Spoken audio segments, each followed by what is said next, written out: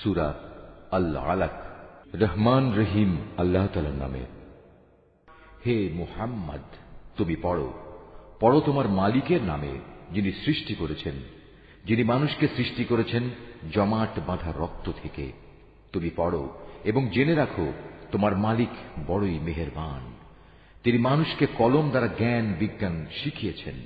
তিনি মানুষকে এমন সবকিছু শিখিয়েছেন যা তিনি না শেখালে সে কখনো জানতে পারত না।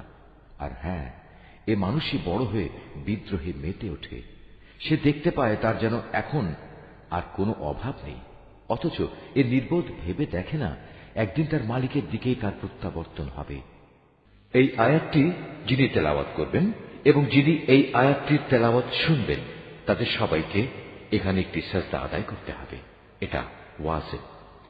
তুমি কি সেই দাম্ভিক ব্যক্তিটিকে দেখেছ যে তাকে বাধা দিল আল্লাহর এক বান্দাকে যে নামাজ পড়ছিল? তুমি কি দেখেছ সে কি সঠিক পথের উপর আছে, কিংবা সে কি অন্যদের আল্লাহ তাআলাকে ভয় করার আদেশ দেয়?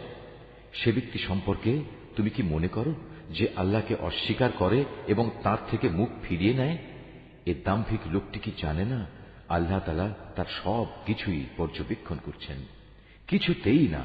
যদি সে এ থেকে ফিরে না আসে, তাহলে অবশ্যই তাকে আমি সম্মুখ ভাগের চুলের গোছা ধরে হ্যাঁচড়াবো।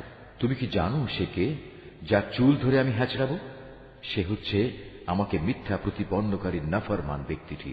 সে আজ বাঁচার জন্য তার সঙ্গী সাথীদের ডেকে আনুক, আমিও তার জন্য আযাবের ফেরেশতাদের ডাক দেব। না, তুমি কিছুতেই তার অনুসরণ করো না।